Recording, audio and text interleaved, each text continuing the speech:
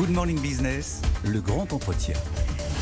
Et notre grand entretien à 8h18, c'est Bruno Bonnel. Bonjour, secrétaire général pour l'investissement en charge de France 2030. On va parler bien sûr de vos activités, de ce programme de soutien pour 100 startups stratégiques que vous lancez avec French Tech 2030. Mais avant, il faut qu'on parle intelligence artificielle. Bruno Bonnel, vous êtes venu le 2 novembre dernier. On ne disait pas un mot de ChatGPT. Ça n'existait pas. On vous a même pas posé la question de savoir ce que vous en pensiez. Et pourtant, je suis sûre que vous avez un avis sur la question en tant que spécialiste des robots quand même.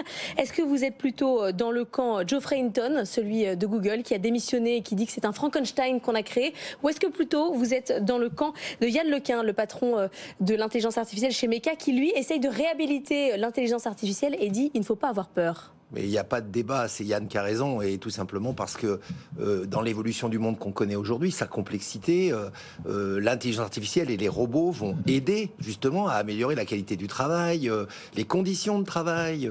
On va vers un monde dans lequel justement on aura un meilleur équilibre entre la vie professionnelle et la vie personnelle grâce aux robots. Je le dis depuis des années, j'ai même écrit un livre à ce sujet-là qui s'appelle Vive à la Révolution, où je disais justement, attention, on arrive dans un monde où tout comme la machine a transformé l'organisation du travail, eh bien le robot, l'intelligence artificielle vont le transformer à la fois dans l'industrie et le service. Est-ce qu'on n'est pas en train de surjouer les craintes autour de l'intelligence artificielle?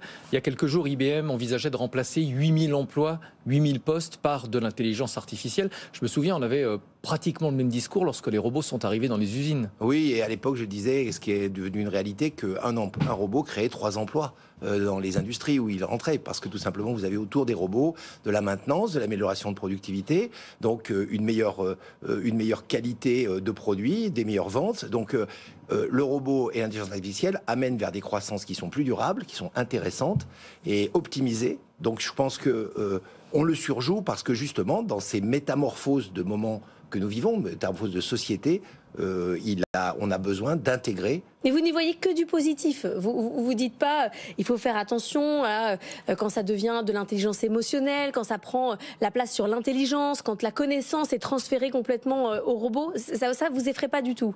Non, ça ne m'effraie pas parce que je pense que ça me rappelle les ludites à moment de la révolution industrielle qui disaient on travaille qu'avec des chevaux, il va y avoir ces véhicules à base de moteurs, ça va être terrible, etc. Et l'homme s'est adapté. Donc c'est pas une question de pas savoir s'il va pas y avoir des utilisations malveillantes. Il y en aura, mais il y en a dans toutes les utilisations courantes. À ce moment, on n'utilise plus de carte bleue, ni de couteau. On n'utilise plus de couteau. Il y a un moment donné où il faut quand même comprendre que le monde va s'adapter. Et quand on voit les jeunes aujourd'hui, qui justement ont du mal à rentrer dans l'industrie, aujourd'hui le président de la République va présenter un plan sur la réforme, par exemple, de la formation professionnelle, parce qu'on a du mal à les attirer dans l'industrie.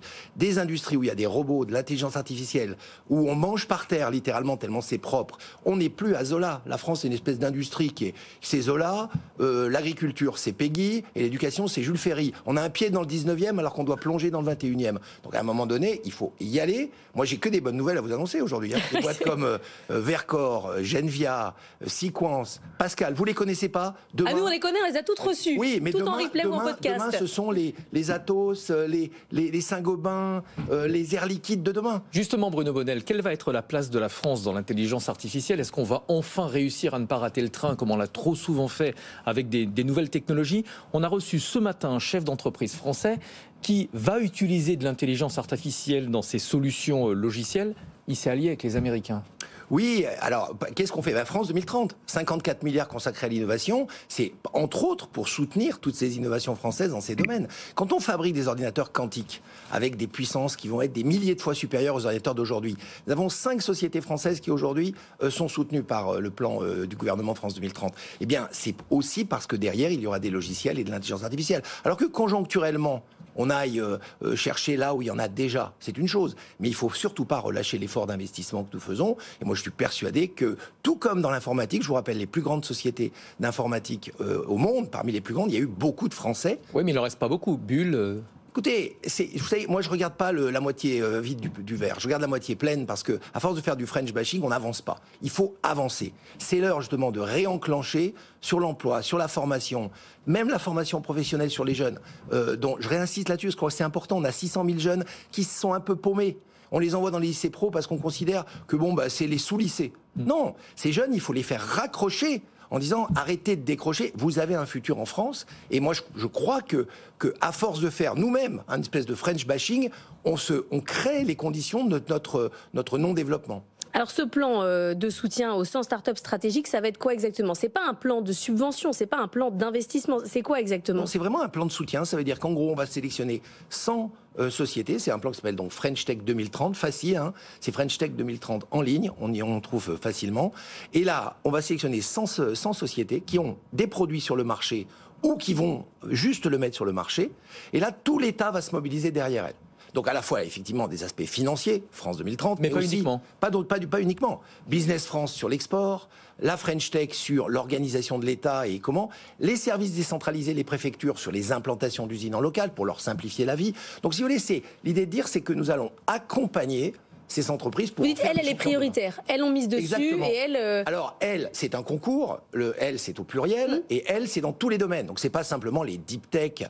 C'est aussi des startups industrielles innovantes. Elles doivent toutes être innovantes. Ça, c'est une condition de base. Elles doivent toutes correspondre aux objectifs de France 2030, qui eux aussi se trouvent facilement en ligne. Et surtout, bonne nouvelle, rentrer dans ce système, c'est-à-dire rentrer dans ce concours, puisque c'était comme un concours, est extrêmement simplifié. Un formulaire en ligne, on appuie sur un bouton, on est dans la base et on va être jugé. Il y a un an, il suffisait de lever la main, dans la tech notamment, dans la transition écologique également, pour lever des fonds. C'était facile, l'argent était disponible, les conditions de financement étaient favorables. Aujourd'hui, ça n'est plus le cas. C'est plus difficile de lever des fonds. Du coup, est-ce que le programme France 2030, il ne prend pas davantage de sens, notamment sur le plan financier, dans un contexte où l'argent est plus difficile à obtenir? Mais vous avez raison. C'est bien là qu'on voit bien que l'effort de l'État dans ce moment critique, qui est la transformation de la société, est absolument fondamental. Nous ne sommes pas des investisseurs avec des objectifs à 3 ou 5 ans. D'ailleurs, nous ne sommes pas des investisseurs tout court. Nous sommes vraiment des accompagnateurs des entreprises. D'ailleurs, on donne beaucoup plus de subventions, 63% de subventions sur les 54 milliards, que de fonds propres en clair. C'est-à-dire que nous n'allons pas dire aux entreprises, on va essayer de profiter de votre intelligence ou de votre croissance. On est là pour dire, on veut vous accompagner. Plus que jamais, l'intervention de l'État est là, comme un dérisqueur aussi des investisseurs privés. x4, c'est le chiffre. Quand on met 1 euro dans une réindustrialisation en France de l'État, c'est 4 euros du privé. Donc là, en les dérisquant, on encourage le privé à revenir sur la France. Ce qui nous empêche de faire émerger des champions européens, notamment sur les aspects tech, c'est la fragmentation de l'innovation en Europe. On a les mêmes idées un peu partout, on n'arrive pas à faire émerger un champion. Comment on lutte contre ça? On lutte en gagnant. On lutte dans une compétition en se mettant en position de force. Et j'ai toujours cru ça, moi, de mes propres entreprises, dans un passé lointain. J'ai travaillé à la fois sur de la croissance interne et de la croissance externe. Comment je pouvais faire de la croissance externe? En étant le champion de ma catégorie. Donc je pense que là, il faut que les Français montent en selle, rentrent dans les compétitions. On a vraiment des gros atouts dans l'aéronautique, dans l'hydrogène, qui est un secteur qui va exploser, j'espère pas littéralement, mais en tout cas en termes de croissance. Il peut y avoir des risques. Il n'empêche que nous avons des champions, et là, il va y avoir petit à petit des consolidation. Il y a d'abord une phase d'excellence, ensuite il y a une phase de consolidation. Il faut absolument réussir la phase d'excellence. Mais comment est-ce qu'on va réussir dans l'innovation ce qu'on n'a pas réussi dans l'industrie? Souvenez-vous, Alstom d'un côté, Siemens de l'autre, on n'a jamais réussi à parler la même langue. Je pense que là, les enjeux deviennent critiques par rapport à une compétition internationale. L'IRA aux États-Unis, d'autres pays qui prennent des initiatives. Là, je pense que là, il y a une lucidité et il y a aussi un état d'esprit. Moi, je sens sur le territoire, je fais beaucoup de territoires. Moi, je vais beaucoup dans les régions. 60% d'ailleurs des crédits de France 2030 sont actuellement dans des PME dans les régions. Donc c'est important de le rappeler. Je sens bien que là, il y a un changement d'état d'esprit. On comprend que s'associer dans ces sujets complexes que nous avons va être plus important que jouer perso. Il faudra forcément avoir un volet industrie verte pour rentrer dans l'air du temps et aussi dans le plan industrie verte proposé par le gouvernement, où ça marchera aussi l'innovation dans la santé et dans l'armée. Ah, ça marche évidemment dans la santé et dans l'armée, d'ailleurs l'un n'exclut pas l'autre, mais le verdissement de l'industrie, ce côté prendre conscience des ressources limitées, c'est maintenant dans l'ADN de toute croissance. On n'a plus de débat. Le plan énergie verte du gouvernement, ce qui est intéressant, c'est qu'il va donner un cadre réglementaire plus simple, plus confortable, pour que justement les investissements, 50% des 54 milliards de France 2030, c'est pour la décarbonation de l'industrie, pour qu'ils puissent justement se faire plus facilement, notamment sur le terrain très concret pour les entrepreneurs qui souvent ont des problématiques d'installation très basiques sur des critères d'alimentation en électricité, d'environnement, et sans baisser la garde sur ces sujets-là, on peut peut-être un peu simplifier la vie. Bruno Bonnel, vous êtes un ancien chef d'entreprise, j'aimerais votre réaction. 77% des Français ont une bonne opinion de leur boîte. C'est ce qui ressort d'un sondage, un baromètre Odoxa pour BFM Business, Challenge et AJP. C'est un peu surprenant quand on voit les gens dans la rue qui manifestent. On a l'impression que tout le monde déteste l'entreprise. Finalement, quand on interroge calmement les Français, on est en train de gagner notre pari. Vous savez, moi je crois qu'on a une France qui est un peu schizophrénique parce qu'il y a une angoisse du futur. Je comprends très bien que dans ces bouleversements, cette métamorphose société qui nous fait passer d'une chenille fossile de société à un papillon électrique demain, moi je comprends qu'il y ait des gens qui aient des angoisses. Et on les retrouve souvent dans la rue. Il faut les rassurer, il faut les encourager, il faut les reformer. Il faut leur dire, vous avez eu un job pendant des années, ce job peut-être est en difficulté, demain nous allons retrouver des solutions. J'ai entendu tout à l'heure votre chronique sur le plein emploi. C'est une réalité. Nous avons du mal à attirer des gens vers les métiers industriels, vers les métiers scientifiques. Il faut absolument les encourager, à leur dire accompagnons-nous, allons ensemble vers ce futur et arrêtons de juste regarder, comme j'ai dit tout à l'heure, des référentiels passés qui, à mon avis, sont plus angoissants qu'optimistes. Et vive l'entreprise. Et vive l'entreprise, évidemment. C'est un Bruno Bonnel toujours aussi optimiste qu'on retrouve sur BFM Business. Merci d'avoir été avec nous.